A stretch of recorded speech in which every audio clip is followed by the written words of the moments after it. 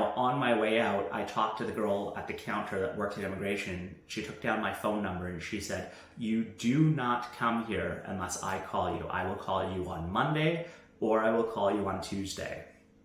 So in my mind, I've missed my flight.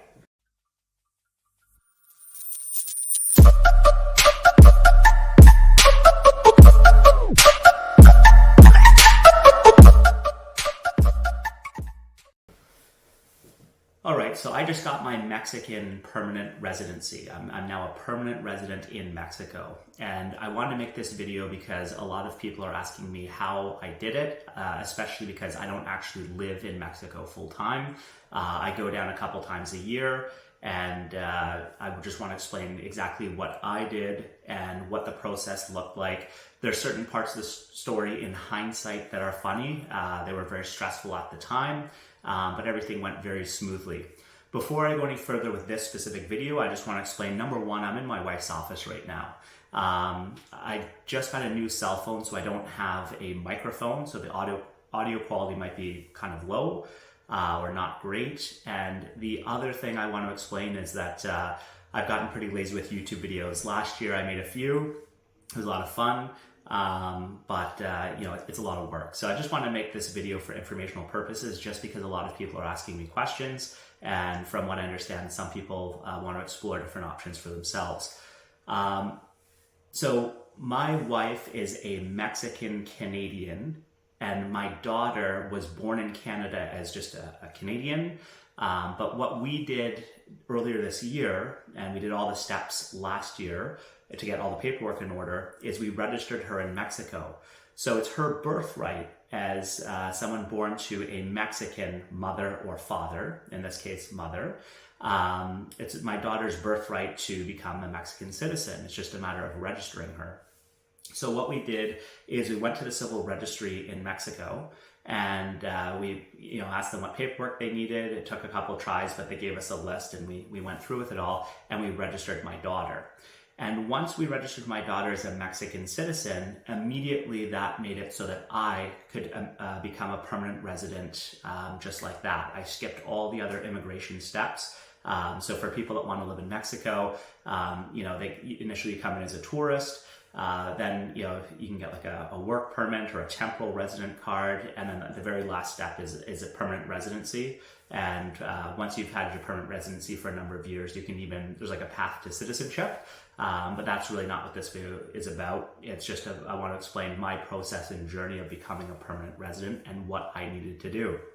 So once my daughter became a Mexican citizen, we reached out to an immigration lawyer in Guadalajara, which is the city that my wife is from, and it's where all her family lives.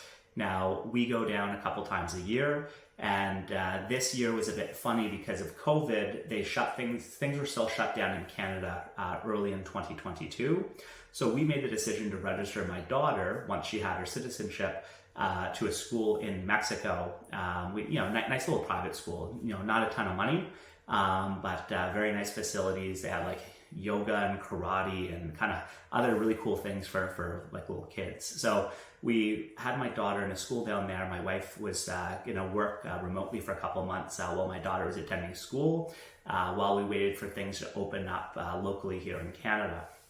So I was able to go down sometime in March, and we made contact with a lawyer, an immigration lawyer that specializes in getting people permanent residency or work permits and a whole bunch of other things. Now, this lawyer, his name is, I'll put his information in the description box below, but his name was Freddy Olguin, and he was amazing, absolutely amazing. So one of the questions that many people have asked me is, well, what did it cost to hire a lawyer to help with the immigration process? And in this case, it was 25,000 pesos for his fees. And then there were two separate fees. I think one was 1,500 pesos and the other one was about 7,500 pesos. And that is the fee that you have to pay to, I guess, the Mexican government. Now, we had an initial meeting with Freddy over the computer, like a Zoom meeting, and he explained the process. that I don't actually have to live in Mexico to be a permanent resident. I just have to come in at least once every 5 years. Now that's not a problem because I go down at least twice per year. And my intention, kind of as this world changes, it becomes more digital, is to spend more time down there, provided that I can effectively work. And with that in mind, we said, we might as well just go through with it. In terms of hiring Freddy and his team and kind of gathering all of the documents. So in our first meeting, he explained to us kind of what the process looked like, that it takes about 6 weeks for him to get an appointment. You have to be there in person.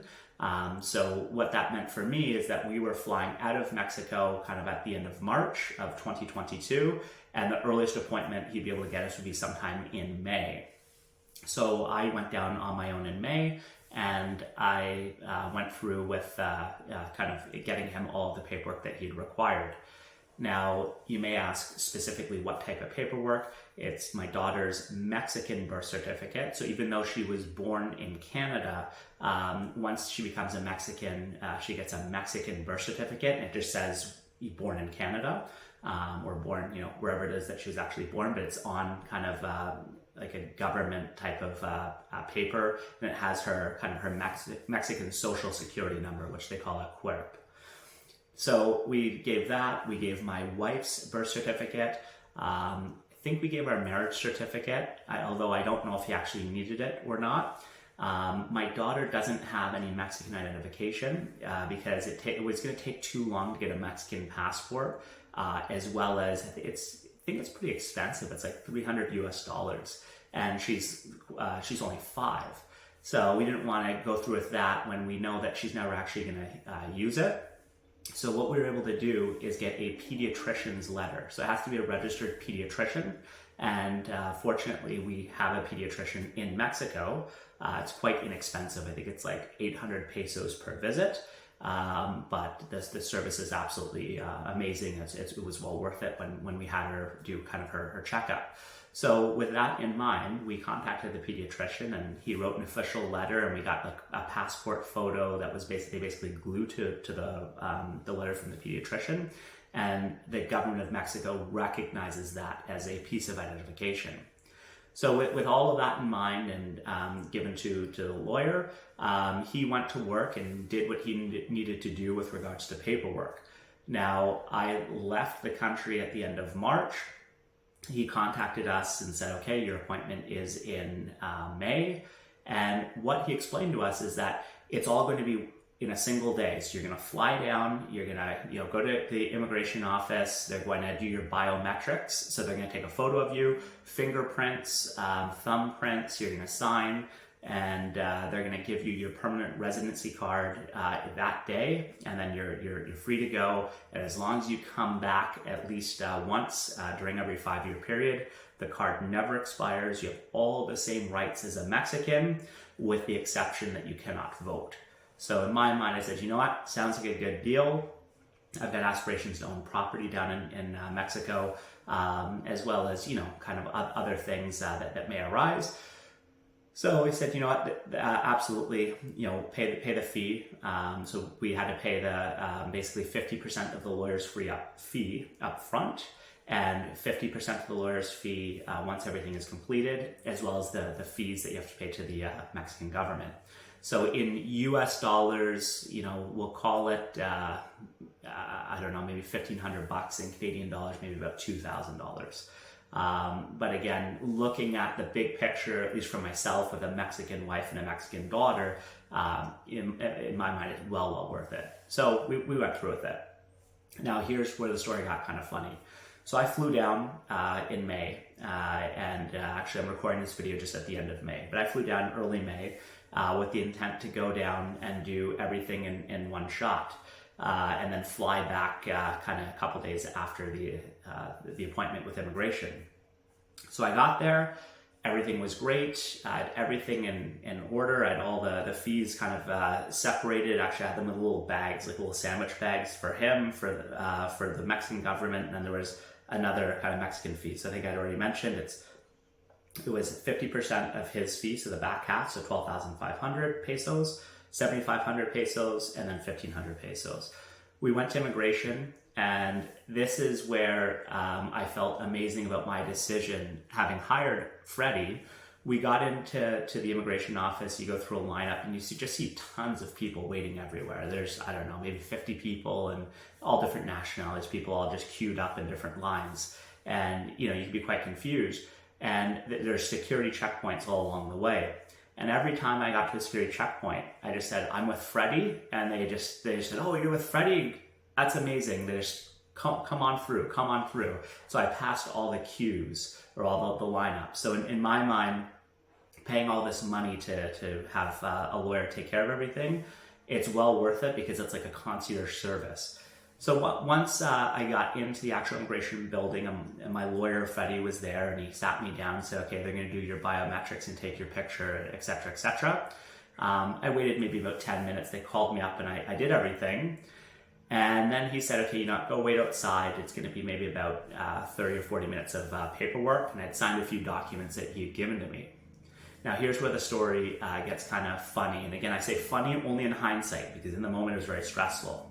About 20, 30 minutes later, he comes outside and he says, you know what? I got bad news. I got good news and bad news. Good news, you are officially a Mexican permanent resident. The documentation was flawless. Everything you'd given to me is fine. Congratulations. Here's your paper. It shows you're a permanent resident. Here's the bad news. The machine that they use to print up the identification cards, it is out of ink or material, the plastic material, or it's out of something. The machine is not printing these cards today. So now this is a Thursday. And they said they're going to get resupplied on Saturday. My flight is for a Monday afternoon. I call American Airlines and they say, sorry, buddy, you bought the cheapest ticket. You can't make any changes. You're buggered. You're not flying unless you can't change your date. So I said, okay, you know what? They're going to have the printing presses running on maybe Saturday. Maybe I can get there Monday morning early and we're good to go. Now, on my way out, I talked to the girl at the counter that works at immigration. She took down my phone number and she said, you do not come here unless I call you. I will call you on Monday or I will call you on Tuesday. So in my mind, I've missed my flight. I go home. Now I go to my mother-in-law's house. So it's not my home per se. I go to my mother-in-law's house where I was staying. And, I go back to work on the Thursday. I'm still working on Friday. Now I'm working remotely. And then come Monday morning, there's still like a 5% chance I can catch my flight. If right at 9 in the morning they call me and I go in, then I'll catch my flight, which is in the afternoon. Well, nothing. I missed my flight. Okay, I accept. It is what it is. And then at this point, I'm getting a little bit nervous because I've got meetings that I have to be in person in Canada the week after. So in my mind, I kind of intentionally created a little bit of a buffer between appointments in person versus what I could do remotely, because I know that things can happen, things can run behind. And I remember talking to my wife and explaining to her, I'm going to miss my flight. I'm really sorry. I don't know when I'm going to be able to come home. And the first thing she says to me is, welcome to Mexico. I thought that was pretty funny. So I guess in her mind, that was kind of par for the course. Although, you can't plan on a printing press not working. I mean, that's just bad luck in my mind. Because again, the lawyer did his part. I'm officially a permanent resident. I just don't have the card. And without that card, you cannot leave the country. So once you're a permanent resident and you need to fly to the country, you've got to go in the airports. They have an INM window. You have to go there, and they take your permanent residency card and your passport. They stamp a piece of paper, which is an FMM card, and then you need that to leave the country. So on your way out, whatever airline you're flying, you give them your passport, your permanent residency card, and the stamped FMM card, and that's your way out of the country. So without it, I can't leave the country. So coming back to the story, they told me Monday or Tuesday. So Monday's come and gone. Now it's Tuesday. Now it's the end of Tuesday. So what am I going to do at this point? We're at the end of Tuesday. I've got meetings the next week. And now I'm like, in my mind, she said, I'm going to call you Monday or Tuesday. So I texted my lawyer, and he's very, very responsive. He said, I'm physically here right now. I got bad news. They're not printing any of these cards this week. The material that they needed did not come in on the Saturday. So there's no cards being printed. And at this point, I'm thinking, oh my God, okay, well, am I going to be stuck here for a month? Another week? A month? Am I going to be stuck here for 2 months? Like, what does this process look like? And I'm starting to get really nervous because I have some really big meetings at the latter half of May. Now, right now, this is kind of the middle of May. Again, in hindsight, it's funny because obviously I made it out of the country. I'm making this video right now, but in that moment, I was very stressed. So what didn't help as well is that my 5-year-old daughter got sick with a fever and all of that, and she's back in Canada at home with my wife. So my wife's totally stressed out, and I'm just totally stuck. Now, we ended up kind of going back and forth. It was like between the family of different trying to come up with creative ways that we try to work around this. I was sending messages to my lawyer saying, well, maybe I could go to another immigration office in a different state and they can print it there. I'll be happy to fly to Mexico City, or I'd be happy to fly to Cancun, or wherever it may be. And he says, nope, not an option. So I said, okay, well, what if I were to have some type of power of attorney created to allow my mother-in-law to deal with affairs if I could just somehow leave the country? It's like, nope, not an option. That would cancel the whole process, and I'd have to start the whole process over again. So that's obviously not an option as well. So Monday goes by, Tuesday, Wednesday, Thursday, and I'm making weekend plans saying, okay, you know what, whatever, I'll make the best of it. I've got a couple friends in Guadalajara in Mexico. We'll go out, we'll have a good time. We'll just try to get this off of my mind. I got a call at 12 noon on Friday saying they got the materials. They're printing your card right now. My assistant, so this is the lawyer, says my assistant is there waiting for you right now at immigration.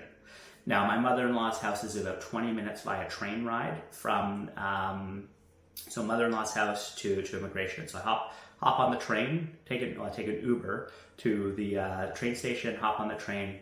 I think it's about 8 stations or so, and then boom, I go up to immigration, and lo and behold, his assistant is waiting for me there. Massive queue of people. There's just people everywhere because the printing press has been down for probably about 8 or 10 days, and they've got this massive backlog. Again, this is credit to my lawyer. I walk in to security, lots of checkpoints. I say I'm with Freddy. They're waiting for me inside. They walk me right in, and they sit me down in a seat. Again, there's people everywhere, and my name is basically called next.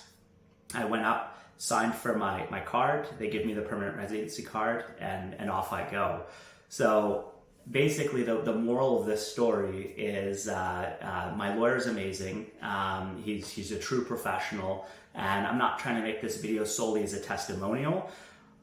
But what I do have to comment is, I've had the odd person tell me, it's like, why would you pay 25,000 pesos in legal fees? You could just do the paperwork yourself. It's your right as a foreigner with a Mexican daughter to get permanent residency, and that's absolutely true. I could basically not pay the 25,000 pesos and try to fill out all the forms myself. But what I would say is that Mexico has a very old, system in terms of the way that they do things, and it's incredibly different than Canada or the US in terms of everything being paper-based, as well as the papers have to be like almost all the papers they want printed and stamped within 30 days, and it's just a whole different kind of animal, if you will, as it relates to kind of red tape and bureaucracy.